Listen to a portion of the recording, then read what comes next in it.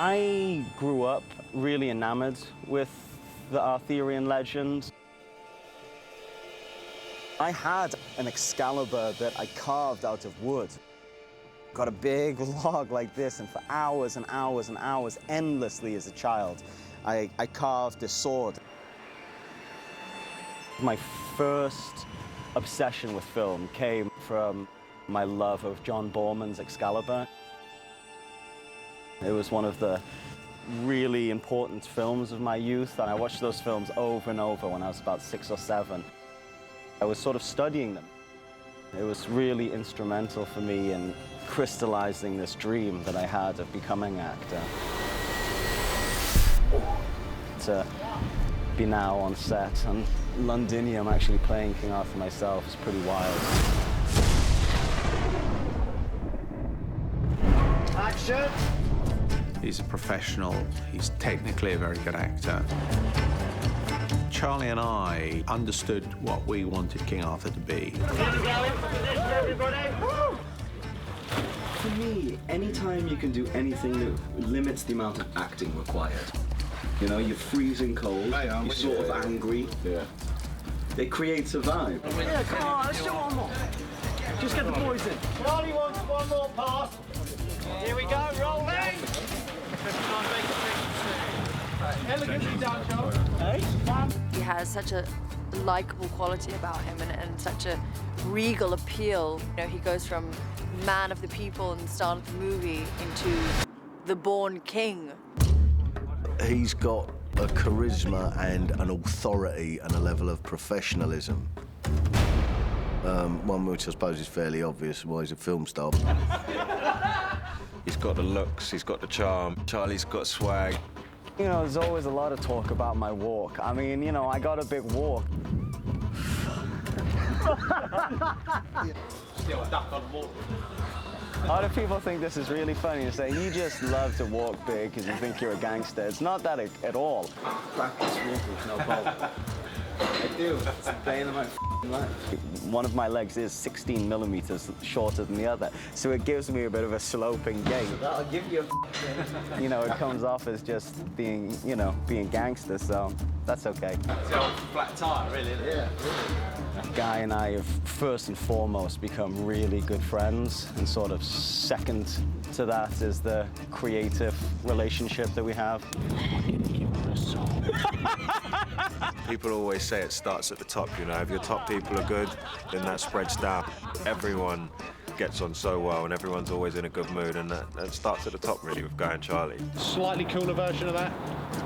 Nice. Keep your chin up and do the same thing. When you're ready, spin Charlie round. So this is so much of who Guy is, and you'll see that in this film in one way or another. There was a moment where I looked at Charlie, I looked at Guy, and they were starting to look a little similar. They had the same sort of beard and the hair thing going on, and I was like, oh my goodness, they're morphing into the same person. It's been an incredible experience working with Guy, making decisions in real time, deciding something's not working, and immediately coming up with a solution that's better. Charlie, on the first bit, try one dry. He took me aside and said to me, if you want one more take, you don't ask for permission for one more take. You say, we're going again from the beginning. And it made me think, you know, you're absolutely right. Like, don't compromise for any Note. And you know I pay my debts. Good. One more from the top. Mother. This is the last. Tell him it's the last one. Where's the off? So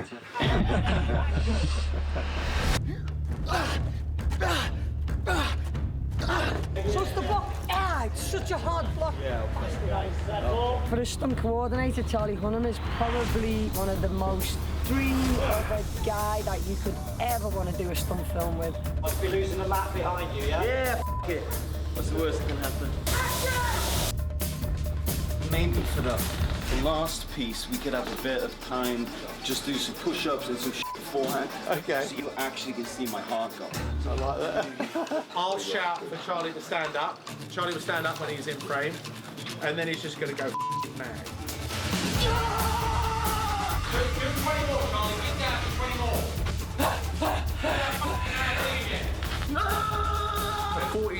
40-minute fucking take, mate. Even longer. It might be. We've spent days in front of green screens with him and Martin, being pulled, being dragged upside down. Charlie kind of, he's totally up for doing it all, and he, totally wants to do it all. Just hanging from my scrotum here, people. No rush at all. I'm quite impressed with Charlie's attitude towards things. We looked out to see Charlie swimming around in the 4-degree splosh that was in front of us. Ivan and I jumped into the freezing cold lake, and that became a tradition. Every morning we got up at 5:30 a.m. and did the plunge of death. I got three. And then you're all out again. It's just cold. It's, what, day 4? Day 4. That's the type of stuff you do with your best pals if you were on holiday together. And to marry that vibe into work was very productive. Are we gonna work out or no?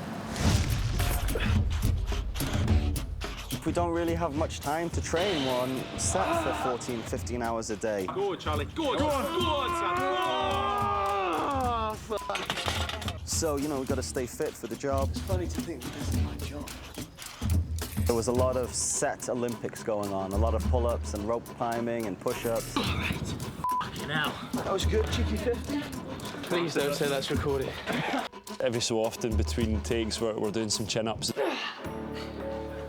He's got his bench press there. Every so often doing some squats, bench press, and a lot of chin-ups, which has been really fun. I'm not going to do them, because I don't want to embarrass everybody by doing 50. Did you used to dehydrate a bit on the days when your shirt was off? No, you didn't. Don't do any of that business. Charlie, very, very easy to look after. He looks really good. He's very, very gorgeous. Have you ever been fat? I got fat. I have a couple of times. Your definition of fat is not being ripped. That's right. They made me take my shirt off next to him to clean myself down one night. What a humiliating experience that was. So I'd be morbidly obese in your language. Just slightly. Oh! I see the cameras out. Guy's been a great mentor. Gave me a couple of pieces of advice while we were working, based on a very astute observation. I'm boxing clever here. Are you? Yeah, you don't want to be known for your acts. No. Right, so you want to be known for Charlie the actor? Yeah. As a side note. On top of that! On the heels. Yeah, but you can't be abs first. No. Charlie second. I love him. Well, he has got vicious abs. Spikes a little bit of ego in me. Guy's very, very strong. Up he goes! I don't know how his stamina is. Me, see you later. Although I'm sure, he's a pretty formidable unit. I think he's not to be taken lightly.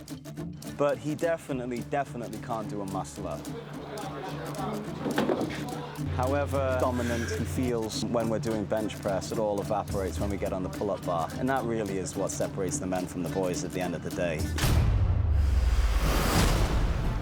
It's a hell of a lot on your shoulders. It's one of those roles beyond human, whilst also being self-deprecating, funny, approachable, accessible. I mean, really, for a man as ugly as he is, it's quite incredible that he's attained this status. Charlie's got presence. He's got everything you need to play a bad boy from the medieval times. Charlie's immensely likable. He's an extremely talented actor. He's in impossibly good shape for this movie. He looks like he is King Arthur, looks like he's a warrior. It's been great to be around him and just watch him lead in a massive Hollywood movie with such ease. He's generally a very decent, kind, thoughtful, talented human being who, I liked at the beginning, but I love at the end. It's good being the king.